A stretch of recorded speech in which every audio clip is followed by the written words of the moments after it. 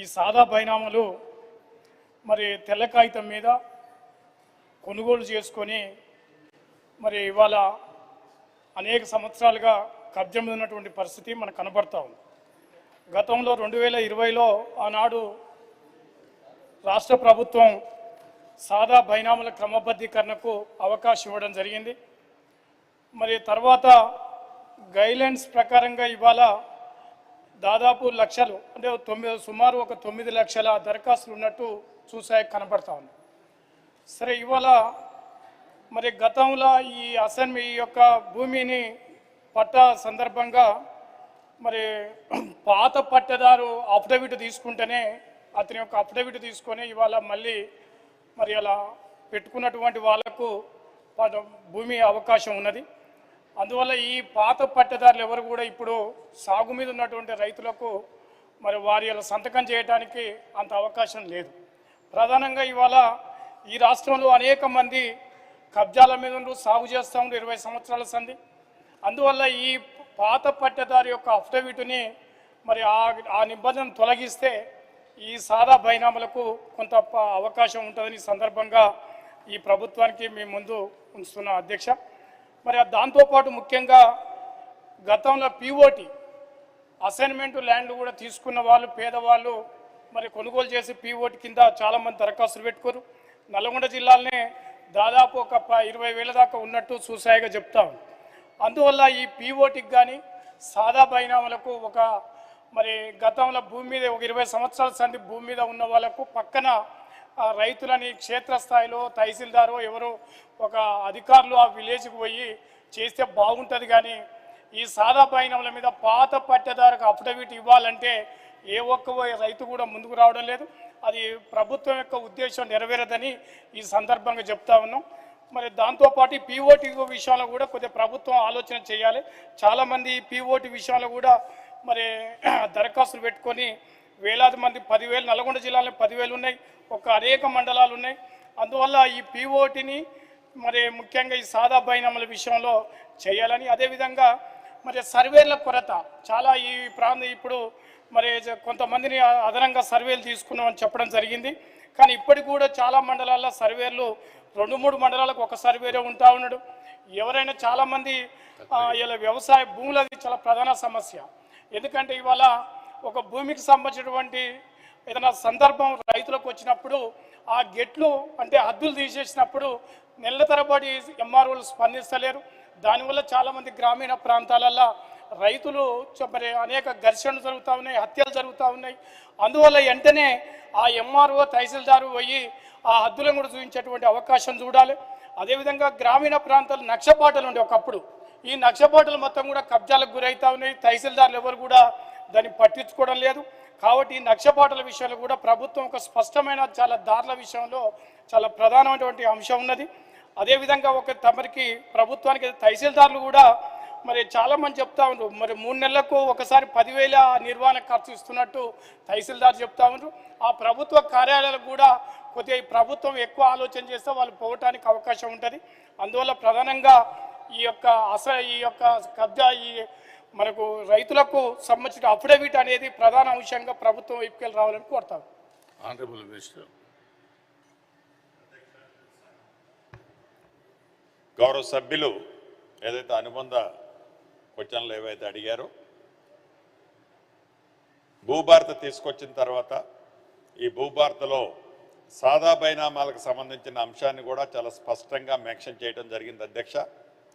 అంతకుముందు ప్రభుత్వం 2020లో ఏదైతే ధరణి చట్టాన్ని తెచ్చినప్పుడు ఆన్లైన్లో సుమారు 30 రోజుల టైంలో ఈ సాదా బైనామాలకు సంబంధించిన అంశాన్ని ఆన్లైన్లో అప్లై చేసుకోమని ఇన్స్ట్రక్షన్స్ అయితే ఇచ్చారు. కానీ ఆ ధరణికి సంబంధించిన చట్టంలో ఈ సాదా బైనామాలకు సంబంధించిన అంశాన్ని చేర్చని కారణంగా ఆనాటి ప్రభుత్వంలో సాదా బైనామాలు రిసీవ్ చేసుకోవటం జరిగింది, వాటిని పరిష్కరించలేని మాట నిజం.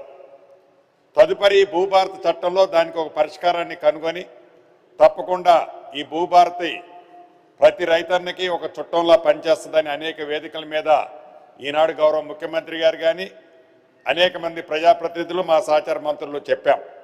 అన్నమాట ప్రకారం అనేక సమస్యలను పరిష్కరించే దాంట్లో భాగంగా ఈ భూభారతి పనిచేస్తుంది అధ్యక్ష. దీంట్లో భాగంగా ప్రధానంగా ఈ సాదా బైరామాలకు సంబంధించిన దాంట్లో ఎప్పుడైతే కొన్ని దశాబ్దాల నుంచి రైతులు సాదా అగ్రిమెంట్లతో చేయించుకున్న భూములకు సంబంధించిన అంశం ఆన్లైన్లో ఆనాడు ఏవైతే సుమారు 9 లక్షల చిల్లర అప్లికేషన్లు పెండింగ్ ఉన్నాయి అధ్యక్ష, దానికి సంబంధించిన దాంట్లో ఆ రైతుల దగ్గర నుంచి అఫిడవిట్ తీసుకుంటేనే యాక్సెప్ట్ చేస్తామని భూభారతి ఏదైతే విధి విధానాల్లో నిర్ణయించడం జరిగింది అధ్యక్ష. తదుపరి వేలాది మంది రైతుల నుంచి వస్తున్న సూచనలు సలహాల మేరకు రాష్ట్ర ప్రభుత్వం రీసెంట్గానే జీవో నెంబర్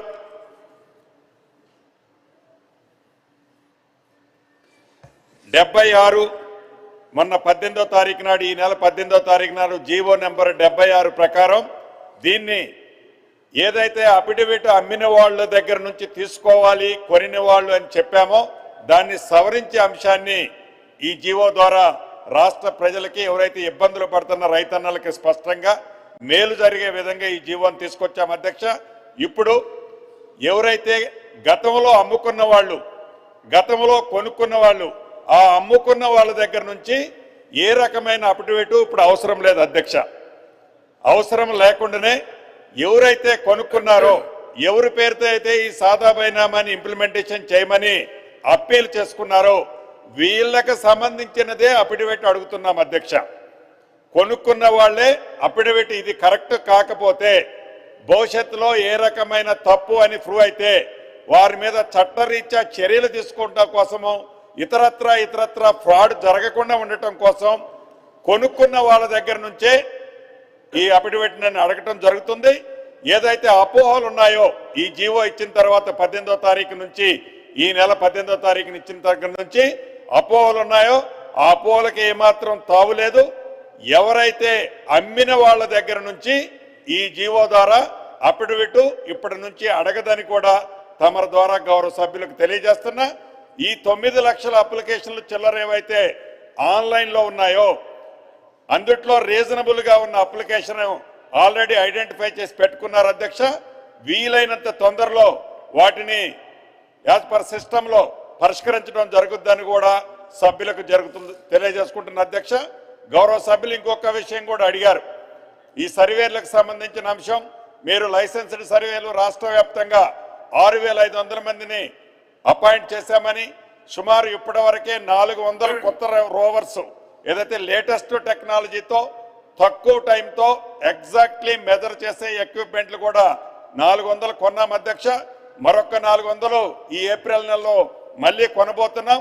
దీని ద్వారా గ్రామీణ ప్రాంతంలో ఏవైతే గట్టు పంచాయతీలు, పుట్ట పంచాయతీలు ఉన్నాయో ఈ భూభారతి చట్టంలో ఏవైతే అంశాలు చేర్చబడిన వాటికి నిబంధనలకు అనుగుణంగా అటువంటి సమస్యను కూడా తప్పకుండా పరిష్కరిస్తామని గౌరవ సభ్యులకి ఈ వేదిక ద్వారా తెలియజేస్తూ, ఇంకొకటి పిఓటిని గురించి కూడా గౌరవ సభ్యులు అడగటం జరిగింది.